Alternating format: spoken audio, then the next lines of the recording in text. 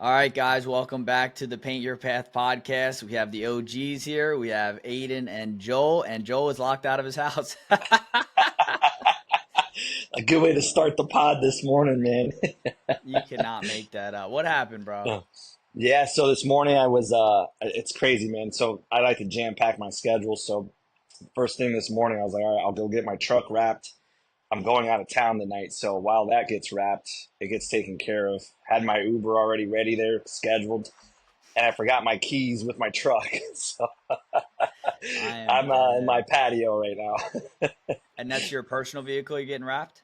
Yeah, so I'm getting that finally done. I've just been kind of dragging my feet because it's like it's my personal vehicle, but I Yeah. figured, hey, why not? And try to maximize my time before heading out. But hey, beautiful scenery. I can't complain. It's beautiful outside. So Yeah, you probably got a nice little view out there, some good weather out there in yes, Cali, sir. Can't Yes, beat that. sir. I wouldn't be able to do that here. I'd cancel, bro. Too humid. I'd be sweating my ass off. Yeah, that's depending on the year. That's for sure. Yeah, it's funny Yeah. because I have a second vehicle I use mostly for estimates, and I just got the back like window wrapped. Okay. I was gonna do the full wrap, but I'm like, I don't know because if I change my mind, at least I can just do the back and take it off. So I don't Yeah. know. Either way, I seen Peach Pain just took his off, and you know you can go either way with it. But anyway, we got a few announcements. We are now on Spotify. That is huge, right? Yes, sir. So you don't have to keep your YouTube open while you listen to us, and you can just kind of put it on and go about your day. Enjoy us on a nice long ride. We have another announcement. I'll let you take that one for our next guest. Yeah, we got our next guest coming on too, which is Lucas Jensen from Forward Media Marketing. Man, what a crusher! And we're super excited to have him on. And anyone that starts seeing the guests we're going to have on here, we're not going to be scripted. We're just going to go, hey, what are some things you've gone through? What are some things you're Yeah. thinking? What are some new plans? And just let it be flow, and that way we can get as much value as possible. So we're super excited to have Lucas on here soon. Yeah, we're asking the tough questions. We're coming right for Yeah, him. yeah, He has an interesting, life story, all the things he has going on, and we want to kind of dig deep. We want to see what's going on, what's behind the curtains. yeah, And that goes absolutely. for any guest. So if you want to come on here, you have to come ready, because we really like to, I don't know, just see what people are made of, and that's interesting to me, right? I don't want to ask softball questions and just, oh yeah, I do this and that. No, let's get to the meat and potatoes of it. Yeah, man. And, Absolutely. So and I wanted to ask you a question, Aiden, because you were yeah, on my call last Wednesday, and dude, everyone loved everything you were giving us. You were talking about smart growth and all the data and all the things you were giving us, right? yeah. And I didn't have an opportunity to ask, but I love that you were sharing your story. And I don't know if you remember, but you were like, man, I don't know why I feel this way. Something came up for Mm, you. And I think it's when you were telling a story kind of how everything worked, like how yeah. you ended up being in the industry and whatnot. And you kind of like paused, like something hit you. Do you remember what that Mm-hmm. was? Oh, 100%, dude. When I talk Do about you, my family and like kind of like my past, it like unleashes emotions that I forgot about. It's kind of mm, like you're opening up like a chest, right?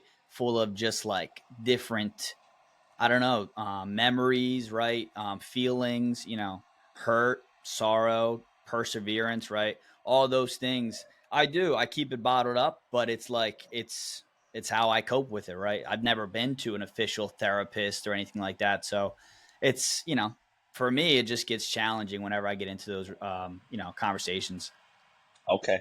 I thought I'd ask only because, like, we don't script this stuff. So people need to Yeah, understand, like, this is the reason why we do what we do. We all have our struggles. We all have our pains. We have all of our things that get in our way, right? And why people resonate with people is mm, because we've all gone through something. So, we call this paint your path because it's like, hey, what created your path and what exactly. shifted, what interrupted to get you to where you're at, right? So, I just thought it was interesting when I saw that. I was like, man, like I still don't know Aiden like that. And I really appreciate you really opening up because like our viewers see that and they go, wow, like this is a real dude. He has his own feelings too. People look at other people. And I Yeah. feel like they put them in a light of like, oh, they're great. They're doing just fine in what they're Right. going through in their life, and they don't realize the struggles and what it took to get to where you're at. Yeah. So wanted to ask that question because man, I was like, damn, like I need to talk to Aiden, man. This was good. I love the fact that you opened up, and I saw that, right? Some people don't Yeah. pay attention to those things, Mm-hmm. but I saw that, and I'm like, this is what drives Aiden. Sure. That drives Aiden. And man, I appreciate that. So I just wanted to bring it up and ask a quick question on that. So Yeah, I think it's also the environment, like in your coaching calls, right? Like that you cultivate it, right? Like a safe space, right? When you're in there, you can go any direction with any conversation, and everybody knows it's staying right in there, right? Like yep. nobody's gonna judge you for anything you've been through or going through or that you want to ask about, right? So when you have something like that, one, it creates a trust that's invaluable, which that's who you Hmm. want in your circle and the people around you. But two, it's like it does invoke some things that you're like, you know what? I usually ain't comfortable talking about this, but I do want to talk about it and get it off my chest and kind of just shed some light to it so people can understand kind of another layer of me. And I won't do it for everybody, right? If you Yeah. read, certain books, they'll tell you, you got to be a warrior. You can't let anybody see any weaknesses and, the mind games you have to play with people, but like some people don't like to operate like that. All the time. They want to kind of have relaxed and feel like nobody's going to be attacking them or something like that. So that's been a struggle with me for business for a while because I get it. It's a business. You're trying to beat the next guy. You're trying to, find the weakness and attack. But it's like, honestly, I'm not wired like that. And I never really been. I know there's some things that I have to do that just come with the territory, but like, I'm sure you feel the same way, right? Kind of just being who you are, getting to know you, that you feel like, there's an abundance here, right? Like I know if I put my best foot forward, I don't have to undercut or attack somebody. I can just do the best I can be, can put myself in the position I want to be in and be good and know that's enough. I love that. Like the fact that you shared that because, in sales, I think of that. There's a psychology to that too, right? Like I remember this time when I did a gym membership and I thought I crushed it, right? Mm, And this guy was like, I just don't like you. And damn. that was like a shocker for me. I was like, well, why won't you sign up today? And he's like, I just don't get along with you. I don't vibe with you. And I was like, damn, that was such a learning lesson to me that I tell people all the time. Hey, listen, when you're doing a product or a service or anything that you're trying to help people out with, what you want to do is make sure that you take care of them. And if it's not you as the right person, that's okay, Mm-hmm. right? And I think what you're talking about, a subject like that, is when you can come to an agreement that not everybody's going to fit, that's okay. You operate differently, you move differently. So just like you said, you're not competing with anybody else. You're doing your thing at your best abilities. And I understand the same thing for me now is that, hey, like some people just may not like me. That's okay. And I'd rather them find someone they connect with to get the optimal coaching or the optimal guidance Mm-hmm. from who they connect with. You're not going to please everybody. Yep. That's okay. There's nothing wrong with that. But I learned that at a very early on in my career when the guy flat out told me that. I was shocked. I was like, Mm-hmm. everybody loves me. I'm always smiling. I'm always in a good energy and a good mood. Not this guy. He just wasn't vibing. I had to bring a manager in. The manager comes in and closes the deal. I was like, Mm-hmm. okay, well, after that, I said, hey, as long as they are taken care of, I did my job. Yep. So I love the fact that you mentioned that and we can connect those dots together.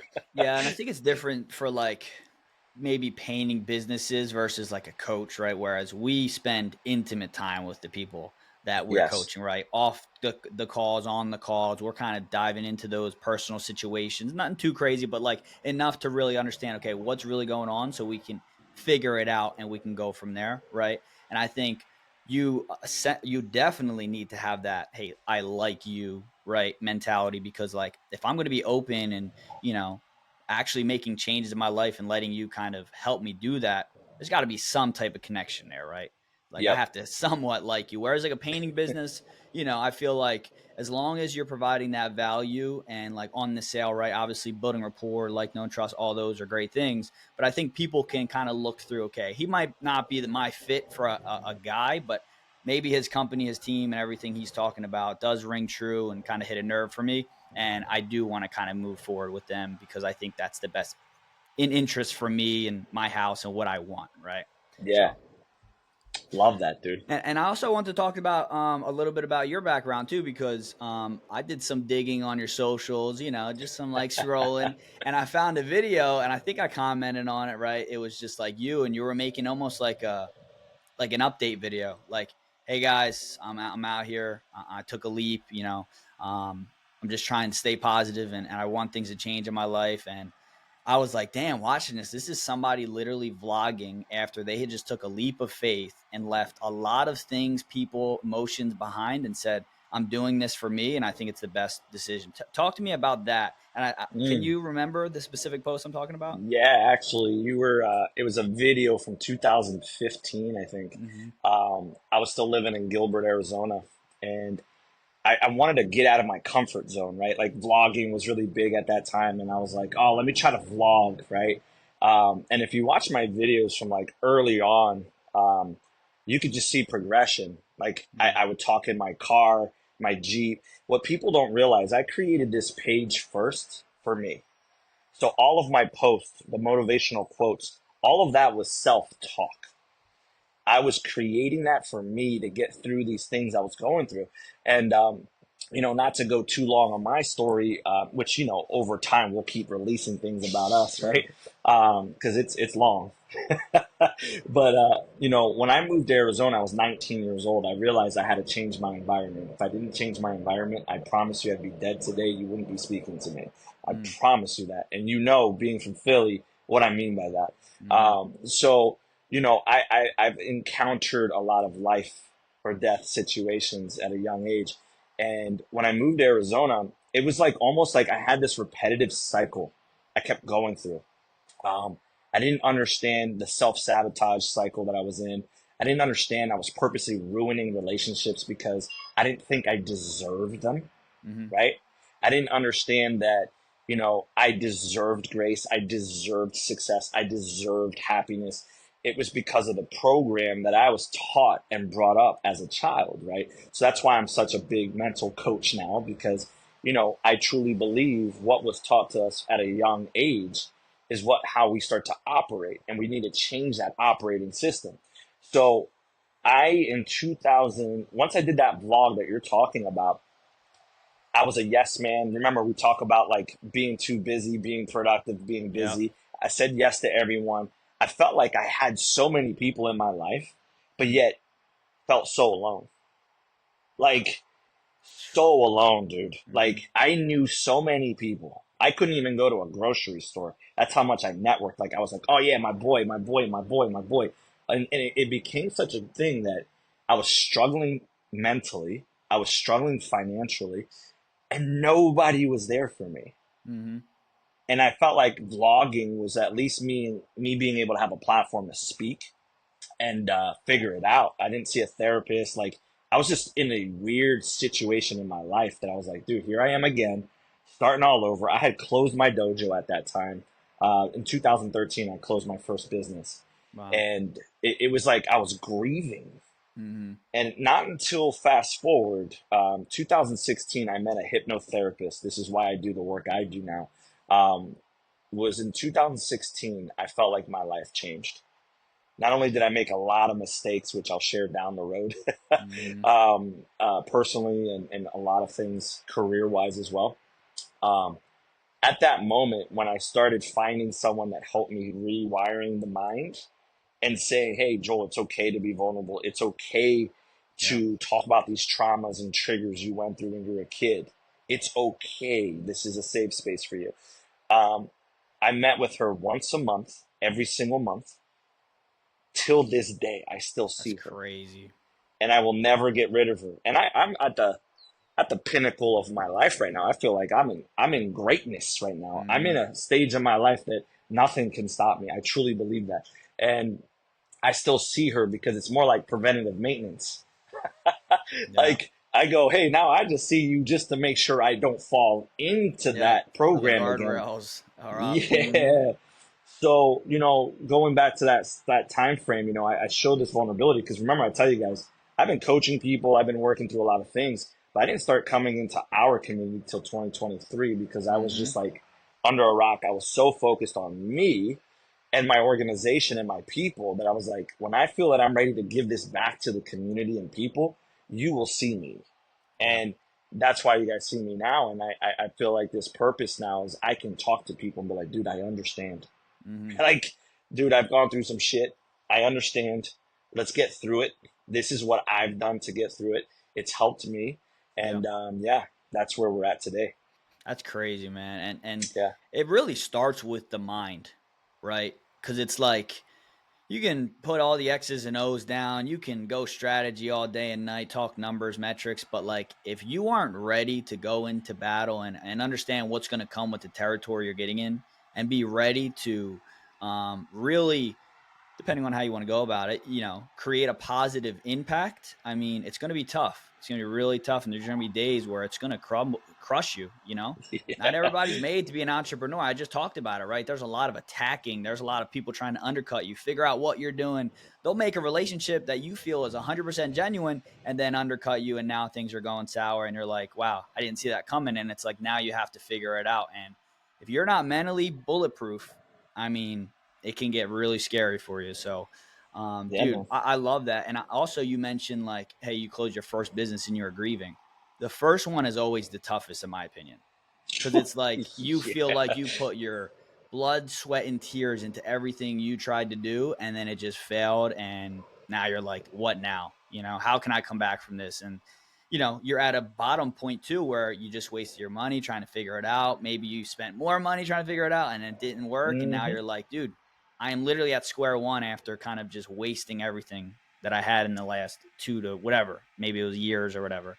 But yeah, that's tell us about that. Like, what did Yeah. that feel like that first time?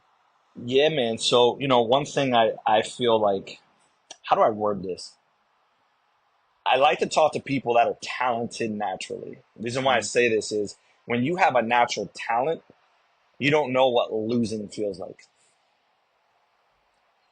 And when I lost at that moment, because I was thriving, dude, like I was doing well in the gym industry. I was already in the gym industry at 20 years old, being a general manager, doing pre-sales. I was making over 100K a year at 20. Like, I was like, dude, this is easy, right? And Mm-hmm. then I let my natural talents get in the way versus the skills that I needed to develop. And I didn't understand that side of the business at the time.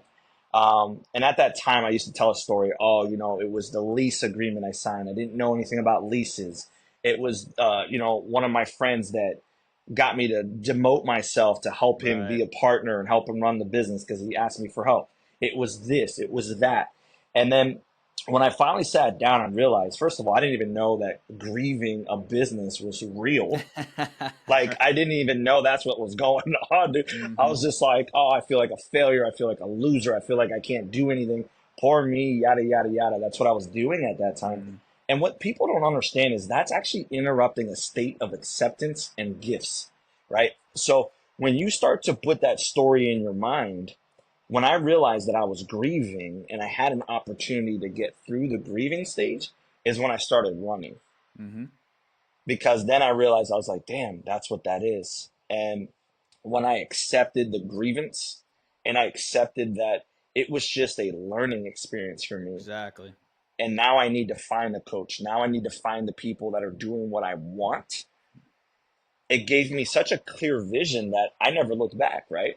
And it was the biggest blessing for me ever because I learned, just like you said, relationships, Mm-hmm. right? I learned who I could trust. I learned now it's not personal, it's just business, right? Like I have such a thick skin now because of that that I'm just like, hey man, no biggie, moving on, Mm-hmm. right? So there was a lot of valuable lessons there, and I actually understand now, fail fast or fail slow. I was failing slow. I couldn't accept at that time that it was going down south. If Mm-hmm. I would have just accepted it sooner, I would have projected things quicker, right? Yep. Um, so now I operate at a state like, hey, I make quicker decisions. Is this going to be worth it? Is this going to affect my future? Is this going to affect my team? Like when I look at this, and you know me, when you start asking me questions, I get in it, baby. But Mm-hmm. the biggest thing I want to give for value for our people, right, brother, is this: Understand the moment you make a decision, it affects your whole circle. Mm, So like you and I are tied together now, right? Lucas is tied with me. I look at your guys' families. Like I know it sounds weird because I don't work with you day to day, but what sure. people don't understand is this. My actions that I take today affect you and everybody else that's in my circle. It's a great And when call. you operate like that, you start to make different decisions, right? You start to go, am I affecting Aiden's mouth and his family's mouth? Yes, I am if I make this decision. Am I affecting Lucas's team and his family? Yes, it is. Am I affecting the other X amount of employees? Yes, it is. So when you get into a group and you get into a person and in their lives, your decisions affect everybody or it helps everybody. Yep. And that's what I learned from closing that business. I need to operate at a different level. The decisions I make are for the people that are around me. Yeah. And bro, it makes you walk different, talk different, look different, operate Hmm. different. And people know that they can, they can associate with you and know that you're going to have their best interest in mind as well. I think that's 100%. important because, like, hey, I don't want to be associated with, somebody that's going to bring me down, right? Or somebody I Yep. know that they have some baggage that can be rough, that's risky. And then, potential opportunities down the line with business partners and stuff like that. Like, you have to really be, you have to pick and choose too, So Yeah. it's interesting you brought that up. And I think that's like the next level of like entrepreneur, right? When you know there's bigger things on the horizon, and you're like, I can't let me stick to, high morals and all that kind of stuff. And I think it will pay off long term, right? Obviously, 100%. like I want to get that job, but I don't want to undercut this person because there's other, it gets messy, is what Yeah. I'm saying. And so when I first like had that, right? Like there's a one I keep going back to, but there's one thing for me that anytime I talk about it, it's like a very pivotal point for me. Like coming home, I worked a 10-hour shift or something like that, and I was just like broken down, my garage open, like, dude, I don't this isn't it, right? So like in that mentality, I also had a lack mentality, scarcity mentality, right? Mm. So I was looking at my competition, worrying about other things, trying to control things that because of my situation, it was just negative energy all over, you know? And like when I look back and now I know I can never let myself get to that mentality. Obviously, I can break down businesses, could fail and stuff like that, but I will Sure. still have that abundance. Like there's more than enough work. I'm just not doing something right. I have to change something. I had to go about things Yes. differently with my business, right? Rather than having that, like, wow, the world hates me. This business, they're not even better than me. I should be getting these jobs, right? Looking at things like that. I think, like I said, the next level of entrepreneur is knowing that you need to figure one or two things out, bro, and you'll be good.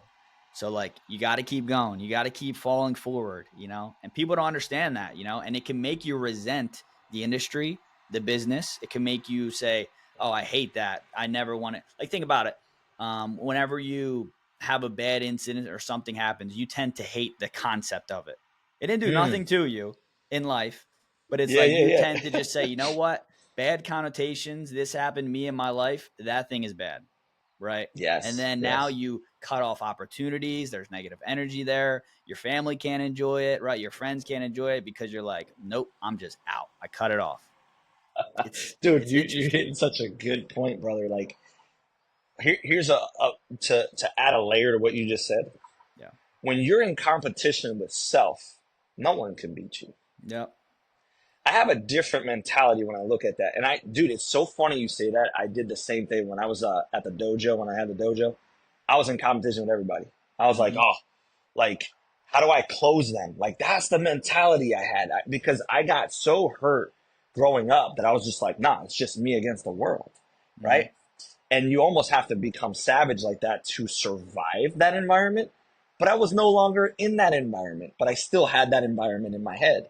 Right. So I was actually hurting myself by thinking that way Yeah. and operating that way. So then I switched it to I'm in competition with myself. Like, what can I be my best so that it benefits everybody Mm-hmm. else? Like, That's You know how good. many painting companies are around me? Dude, I want to help lift them and help them out. It's all good. There's Love plenty that. of work. You know what Mm-hmm. I mean? And look at it this way too, right? Like, look where I'm at right now. I'm in the back of my deck. I looked at this, right? And it's funny. I posted this earlier this morning on a story. I don't know if you caught it. I said, if you start to look at things as opportunities, it's always positive. Mm. Like, I looked at this recording for today as an opportunity. I was like, man, what a great opportunity to be outside in my Huge. patio for the first time, because I don't ever do calls out here. Instead of me saying, oh shit, I locked myself out, I said, what a great opportunity to have a different environment, get some fresh air, enjoy this call today, and Mm-hmm. then move on. Right. But that other mentality could have been like, oh, great. I got this going on. I'm going to just cancel and then this and then that. And then you start creating this story that does not need to exist. Exactly. Right. So if anyone could take that too, man, everything's an opportunity. There's an opportunity in all those things.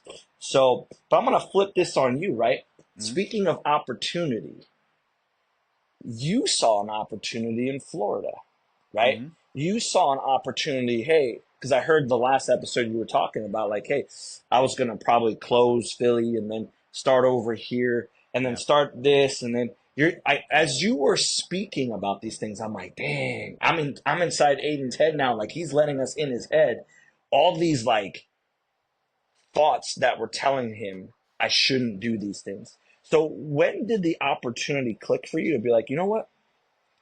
I'm going to do this, and I'm going to operate in this way. What clicked for you? What was that opportunity for you? Like as far as moving to Florida and really kind of just like risking it, but also looking at it as like this could be good, like long Yes. term. Yes. Yeah. So I heard something that like moving out of your hometown is like a life hack, right? Because you one traveling is fine, but living somewhere and knowing you're not going back unless you go for occasional things, right, is like a different beast. Like you have to figure it out now, right? You're there. You got to make money. You got to make some friends if you want to remain sane, and you got to kind of figure it out. So we had an opportunity for our in-laws. They had just got a house in Florida, and they said, "Hey, this is where we want to retire." And they knew what was going on with kind of our situation, and they kind of just put it out there. Like we're really close with them, thankfully, right? I mean, Yeah. like you said before, right? When you're operating at a certain level, it affects everybody. That's kind of how I take with my family. Like it's like they need me to be the best representation. So if anything goes down, I can be that guy, you know. But Yeah. anyway, so we decided they were like, look, you guys can stay in our house and we'll kind of let you live rent free for a little bit until you guys figure it out. And for me, that was the opening. You know, also Joe Yes. Rogan said something like, "Hey, sometimes you just need to save enough money to be able to make a move, right? You can't just make a move without any resources. You got to kind of position yourself. So it's a little bit of a plan, right? So for Yeah. me, that was the opening. That was the daylight. That was like, if I don't take this shot right now and they move down, we're going to be living with them. They're probably going to go back on their decision. So I said, you know what? Let's do it. And that's what we did. And there was no guarantee I was going to get approved for anything else or anything like that. So that's why I had to kind of hunker down, get the job, figure it out, right? Make sure I had at least some decent income coming in because a lot went out at that time. So I trust myself and I know I always have like corporate life as a backbone, right? It's like for me, I made sure I got my degree. I kind of made sure I played life a little safer, right? Even though I didn't have to, it was like it wasn't my dream to get my degree and work for a corporate company. It was like this allows me to have some type of baseline. Worst case, you know, I could Mm. have that. So that was one of my mentalities, but I was like, I'm going to continue to shoot for the stars until I just get like to a point where there's no like I've done everything I can. You know what I'm saying? So I'm not at that point whatsoever. Things have been going good, but like, yeah, that was kind of my mentality. Like, I need to keep shooting for the stars. My family understands that. I go through some crazy decision making. Like, Yeah. my family, like, also, and I quote so many people, but Mr. Beast said, "You're crazy until it works." When Ain't I that the spent truth? when I spent that Yeah. money on that coach, man, my in-law was overhearing the conversation, and she's just like, "Oh, not another one, not another business, not another thing Aiden's doing. Like this guy don't Yeah. stop. Like doesn't he learn? Just get a regular job, get a pension, go work for 30 years, and you'll be fine. You'll take care of my daughter, and you'll live happily ever after." But I'm like a lion, bro, in a cage. Hmm. You can't just keep me settled in, or I won't be happy. My family won't be happy, and we won't have a chance to achieve greatness, affect people's lives, do what I think I'm capable of, and we'll see if we get there. But so far, people like you, people like other people in my circle, we've just been uplifting each other, and like I would have never found any of these people if I didn't take that jump. So 100%. Dude, wow. Thanks for sharing that, man. That's you literally were thinking about painting your path a long time ago. You know what I'm saying? yeah, And mm, you know what people don't understand is this is that the longer you keep waiting to make a decision, things still happen no matter what. yep, Right? And I want to quote this. I say this a lot. I always say, whether you take action or you don't take action, there's still a result. yeah, Right? So I'd rather just take action.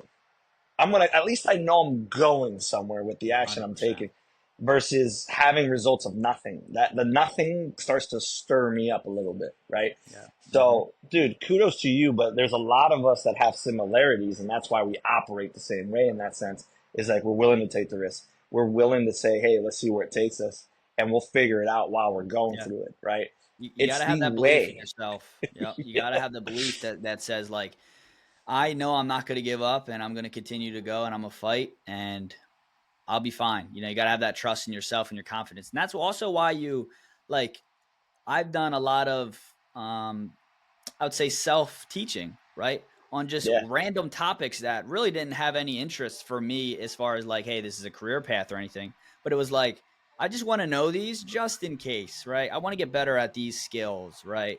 So, there's just certain things. You take certain classes, you meet with certain people, you dig deeper into history so you can be better versed in conversations, right? So like those are all the things that pay off in due time. They're not going to give you immediate results, but like just continue to learn and then you'll be ready when things actually, come.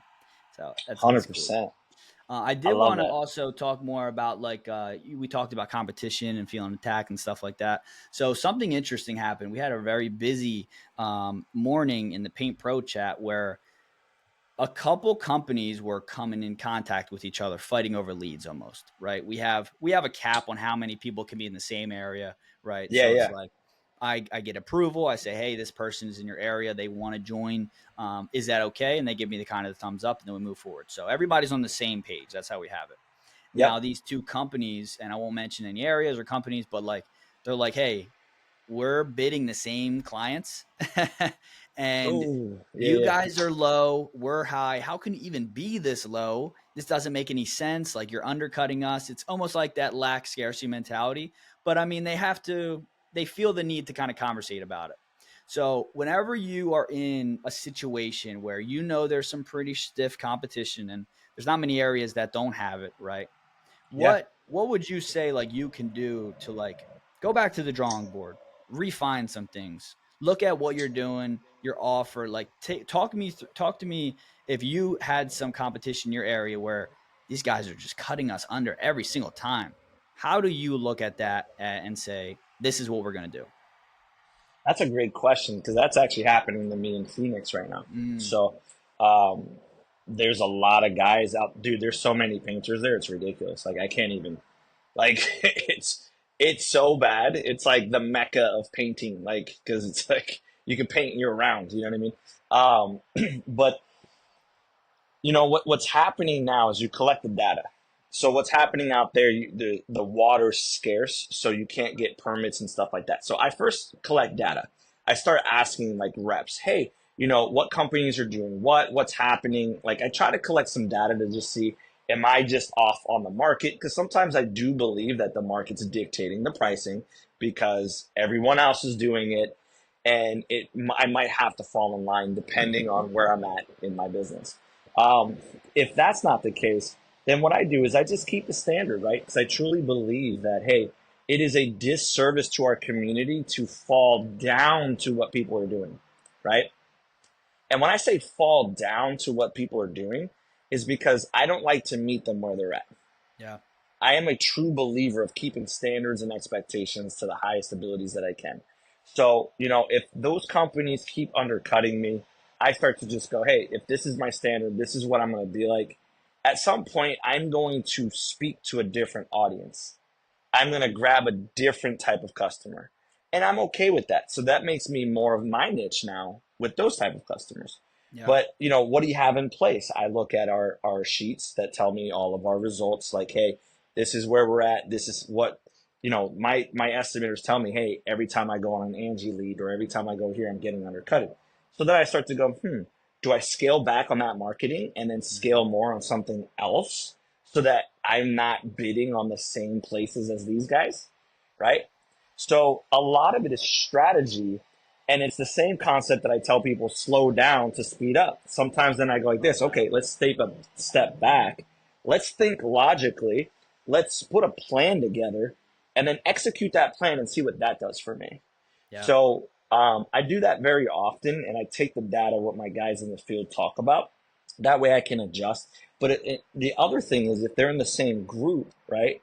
It's setting expectations too. Like, hey, just because you're in the same area, the biggest thing is don't forget we're also hurting other families and other painters, right? Mm. And that also tells me somebody's integrity. So I also watch that kind of stuff. I'm always watching behaviors on purpose because the moment there's integrity being broken, I don't want to Mhm. associate to that. So it's just the way I operate because integrity is everything for me. Yeah. And we got to be careful with that. That's all. So I love that. hopefully I gave you enough data on No, that was that. great, bro. Okay, cool. The one thing that really resonated with me is when you said I'm talking to a different audience then, right? It's Yep. like if it's truly one of those things where I have to adjust and okay, I'm doing everything I can to hit the margins and making sure I can't go too down on my pricing to where it's hurting my business. So it's like if I can't Yes. pivot on that, okay, now I have to niche down maybe and go to another audience that just wants me for that one specialty thing, right? And then now I can charge a premium price and not have as many bidders coming after me, right? You look at Yep. it with Tanner and his interior, painting, right? Or premium interior and exterior painting only. He doesn't do anything else. He's like, look, I am really great at what I do. And now, because that's the case, and I can pitch my clients that, they know that I am the specialist and you're not going to get as best, value or work done with anybody else. And then secondly, Alex Cabinet Coating Kings. Hey, I do cabinets. I am the premier guy. There's not that Hmm. many guys that I'm bidding against. Whereas you're doing, hey, I'm doing interior, exterior painting, drywall, pressure washing, blah, blah, and you keep going down the line. It's like those are more people you're going to be competing with now, right? Yeah. So Yeah. I 100% agree that you need to find, especially when you have to pivot, maybe adjust your ads, right? Maybe say, hey, let's go after X, Y, and Z because we're seeing that it's less competition here and we're actually better at it. We can do jobs more efficiently, be more profitable, right? Like I'm even going through that with my own painting company here in Florida because I didn't realize how competitive it was, right? Like I Yeah. don't have yet the brand, right? I know I can sell, but like I don't have the huge brand that I would like. And it's like in Philly, I had that to where people knew me, like you said, right? I was a household name as far as like, hey, this is a good painter in the area, right? So now I have to say, okay, I don't have that advantage so much. How can I kind of look inwards and say, what can we do to make sure we're as competitive as possible and without kind of hurting internally? So we had to make some adjustments, right? We had to look, what was our paint process like? What was our Yep. cost like? I had to talk to my rep. I had to get some insights from other people in the area and just see what was happening. So like sometimes it's not a just hiring, lowering price, or we're trying to stick to a certain margin. Sometimes it's like, let's look at the whole entire pie and see what we can do to tighten things up a little bit. 100%. And you mentioned too profitability, which is the main key, right? Like when you mentioned Tanner, like I bet you people are trying to chase, oh, I do $4 or $5 million a year, $10 million a year, or whatever that number is. I don't care about that number. I care Mm-hmm. about the profitability. So I bet you Tanner being so honed in, even if he's doing 1 million to 2 million, I guarantee you he's more profitable doing that than these guys that are doing four, five, whatever, because he's so tight niched and he's so specific to what he's doing that allows him also not to have to chase the number and stay extremely profitable. I say for a business, and here's the thing, like my business here in San Diego, it is a high production business, meaning we're in and out of homes, right? Mm-hmm. I'd rather be a quality guy, but I'm already in it. Like when it was built before I came in, It was a production driven business. Sure. That's how my partner was thinking, and that's how he operated. So it's like, when anytime I start a new business, I don't want to be high production. I want to be high profit, Love right? it. You save money on marketing, you save money on a lot of different things, a lot of pain you don't have to worry about. And then you got more time to coach your people the right way and have quality versus Yeah. quantity. And I think that's a big deal. Yeah, and also I think whenever you have a better understanding of how to analyze your business, you can make better informed decisions and pivot Yep. faster, right? So Yep. like if you're job costing consistently and you know your numbers and you can look just at all of the software you have and say, okay, here are the numbers. What can we ask ourselves about the numbers? How can we, pivot on certain things? That gives you the data. It's like, you listen to people like Nick Slavik, he says, job costing, job costing, job costing, and you will come up with the same 6, 7, 8 questions that'll lead you down a certain path on how you want to go about your business, right? Yep. There are people that say, hey, I will make 25% margin on these jobs, but we will do 40 projects, every 2 weeks or whatever the case may be, high volume, right? Production, just Yeah. like you said. So I'm okay to come down, tighten up things, but because I know that it's better to get these jobs pushed out. We're making profit that way. That's how our business is set up. So, like, what are your goals with the business, also, and kind of what's your approach as far as like who do you want to serve? I love that, brother. And that's the thing is like you can't make decisions if you don't know the data, right? And a Yeah. lot of people we talk to, they don't have those systems in place or they don't know those numbers on a weekly basis. And it's like, dude, like, some of those tweaks are the ones that drive the decision making of the business, right? So, that's why I love that we created this because it's like we're giving you guys free value, literally. Yeah. Like, From it's both just, sides too, numbers yeah, and man, kind of just like overall mindset too. It's 100%. important because they both coincide. You know, I also wanted to kind of touch on like calendar. Hmm. How important is your calendar, Joel? For us, it's Yeah, like a rhetorical question, right? yeah, that's like, dude, it's man, I could get in the nitty gritty too. When it comes to positional, the reason why I say positional is because everybody's calendar looks different, right? Um, for a business, since this is a painting, more of a lot of painters are on this. Um, a lot of people don't pay attention to the data. So the calendar for me is big, right? So when I look at the estimators calendars, I want to know how many estimates are already pre-scheduled for the following week because it dictates what type of week I'm going to have. Mm, So think about that. If I know going into the week, I'm not at X estimates, that tells me I have to do something today, tomorrow, and Sunday, right? If it's a Friday, I'm already proactive and yep. I'm getting ahead of it because I'm going, uh-oh, we're short 5 than what we usually are. We're not already going to hit goal. When I identify that, that gives me a path of success, right? Some people go in their day to day blindly. Hmm. They're just like, oh, yeah, Joel, I don't know why. Well, I do. You only have 3 estimates. What do you mean you're not hitting goal? Of course not. I already know by your calendar. I don't Yeah. even need to be at your business. And I can tell you that already, right? Yeah. So that's the first thing for estimators. Find out what like our secret's this now. Our goal is 40 estimates here in San Diego because I have another estimator now. If I'm not at 20 already by Friday for the next week, I already know I'm behind the ball. Mm, 20 is my minimum going into the week because I know we'll fill up the other 20 throughout the weekend and throughout the rest of the sure. week because Hmm. we want to leave open spots for people that need an estimate right now. When you can figure out that sweet spot, boom, it makes you move differently, act differently. Notice I keep repeating that. It allows you to start seeing the future. So the calendar is number one. Damn. For production, same thing. You foresee issues before they become issues. So the calendar is big on that. When it comes to coaching, same thing for us. We create a habit with block scheduling and having people to know we always do this group call on this day. We Yep. always meet on this day because it creates habits and then I get to see people's patterns. So as a coach now and a leader of these organizations, I can see just based off people's time management what kind of week they're going to have before the week starts.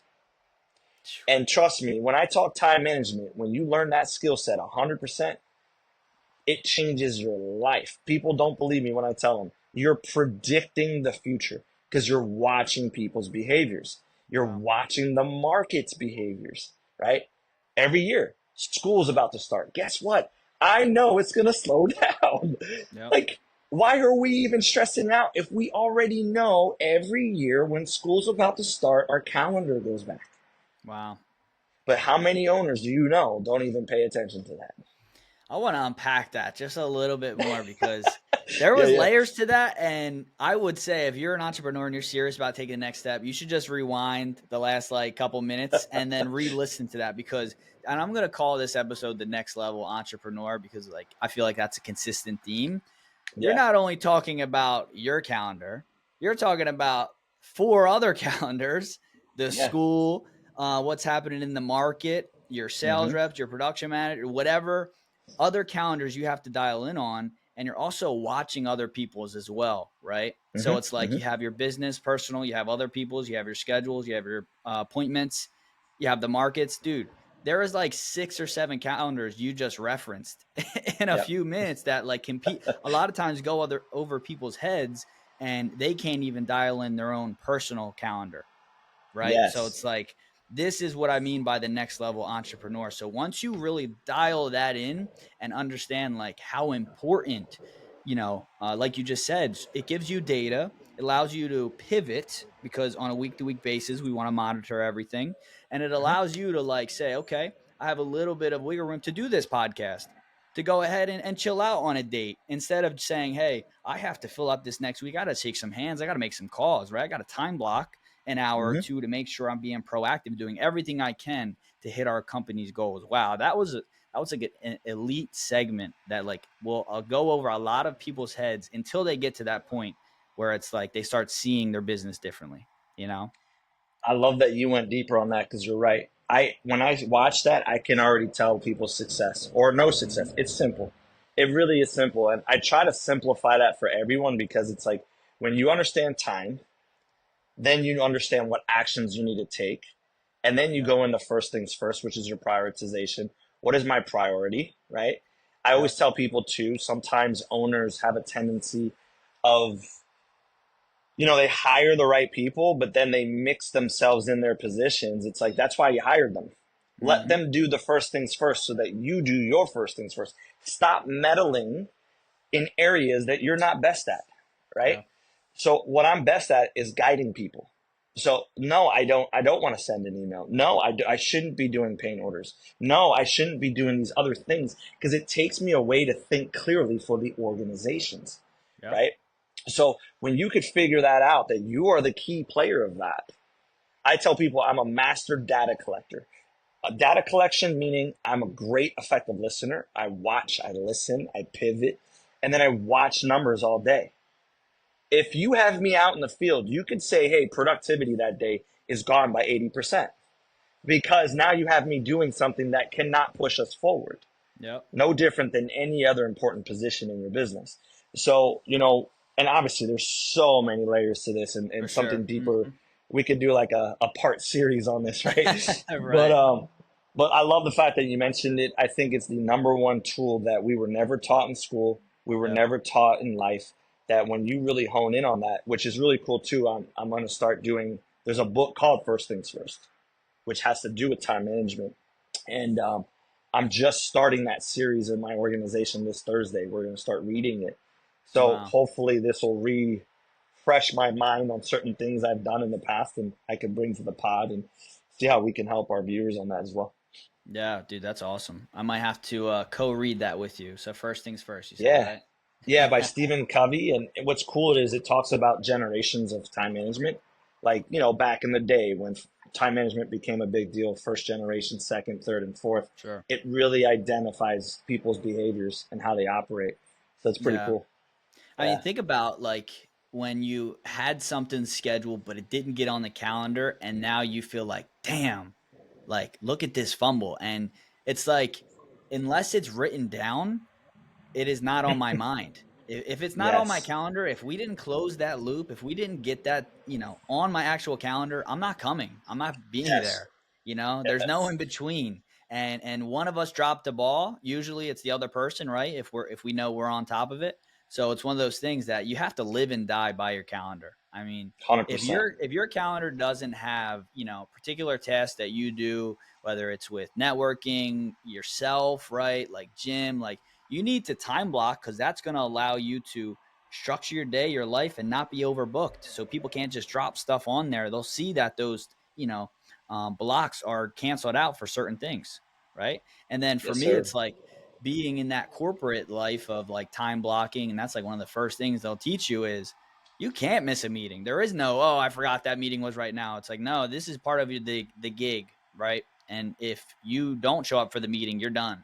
Like it's Yep. like you're out. You get one strike and then you're done. So it's like we have to start taking the same approach with our business, that everything needs to be written down on a calendar. And like you kind of alluded to, you have to also worry about other people's calendars. So really think about how you have to kind of go about making time to check on other stuff to game Yeah. plan. Like I've been doing a Sunday night game plan where like me and my wife just get in my office, we take a big whiteboard out and we say, hey, what's on the agenda for this week? What are our goals? What are we doing?